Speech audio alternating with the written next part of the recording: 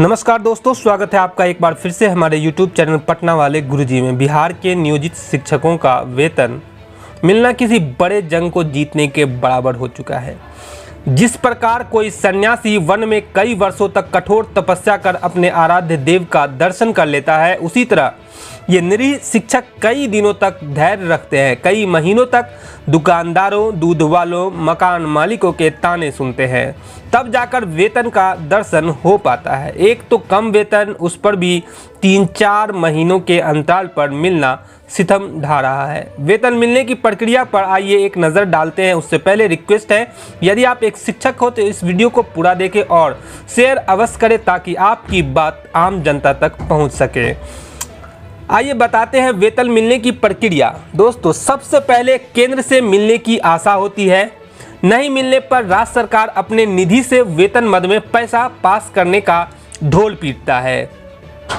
उसके बाद कैबिनेट बैठक की उम्मीद होती है। 2-3 कैबिनेट की बैठक भी हो जाती है, राशि को पास किया जाता है। उसके बाद राशि को बिहार शिक्षा परियोजना को भेजे जाने की जद्दोजहद होती है। परियोजना से जिलावार आवंटन के लिए कसमकस चलता रहता है। चलिए, अब राशि जिलों को मिल भी गई। अब शुरू होती है जिला स्तर के अधिकारियों से बैंक तक राशि भिजवाने की जंग। 7 से 8 दिनों के जंग के बाद राशि पहुंचती है बैंक में। अब बैंक का ड्रामा शुरू हो जाता है। कभी राशि डालने वाला नहीं आया तो कभी लिंक फेल होता है, तो मानो लिंक भी कसम खा चुका हो शिक्षकों की परीक्षा लेने की। किसी तरह 2-3 दिन के बाद राशि शिक्षक के खातों में पहुंचती है। इधर राशि खाते में, उधर मकान मालिक, दुकानदार, सब्जी वाला, दूध वाला दरवाजे पर तैयार होता है।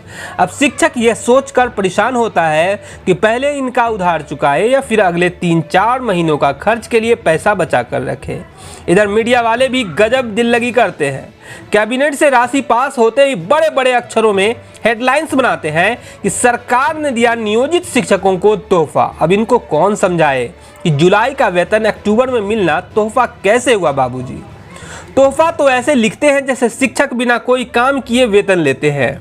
वैसे ये भी किसी से छिपा नहीं है कि सरकार का कोई भी काम बिना शिक्षकों के पूरा नहीं हो पाता है। चाहे वो जनगणना हो, चुनाव हो, MDM हो, पोशाक हो, छात्रवृत्ति वितरण, पुस्तक वितरण, अंडा फल वितरण, कृमिनाशक दवा, विटामिन A की गोली का वितरण करना हो, या आपदा संबंधित कार्य करना हो, या कोई भी प्रशिक्षण या अन्य विभागों में जहां कर्मी की कमी हो वहां कार्य करना हो, हर जगह शिक्षक अपनी भूमिका बड़ी आसानी से निभाते हैं।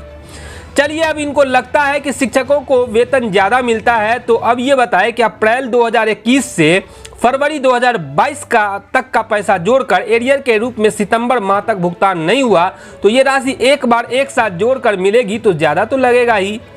एक मजदूर जब सुबह काम पर लगता है तो शाम को अपनी मजदूरी लेकर घर जाता है, और यदि आप मजदूरी देने से आनाकानी करते हैं तो बड़े रौब से मजदूर कहता है कि कल से दूसरा आदमी रख लेना। लेकिन बेचारे शिक्षक ये भी नहीं कह सकते, क्योंकि महंगाई और बेरोजगारी के इस दौर में उनका जीवन निर्वहन भी मुश्किल हो जाएगा। अब यहाँ भी ज्ञात होना चाहिए कि नियोजित शिक्षक काम तो सालों भर करते हैं, लेकिन उनका वेतन चौमासा मिलता है, यानी कि 4 महीने के अंतराल पर। अब तो ये संयोग होता है कि बीच में कोई बड़ा पर्व हो तो पर्वी के रूप में भी मिल जाता है। कुल मिलाकर नियोजित शिक्षकों का वेतन मुंगेरी लाल के हसीन सपने की तरह हो गया है। चलिए दोस्तों, कोई गलती हो तो माफ़ करिएगा। और दोस्तों, यदि आप एक शिक्षक हैं तो आपको लगता है कि ये बातें आपके जीवन से भी जुड़ी हुई है तो आप इस वीडियो को अवश्य शेयर करें ताकि आम लोग इस वीडियो के बारे में जान सकें, आपके बारे में जान सके। बाकी आपकी मर्जी है दोस्तों। वीडियो को लाइक करना बिल्कुल ना भूलें। धन्यवाद दोस्तों।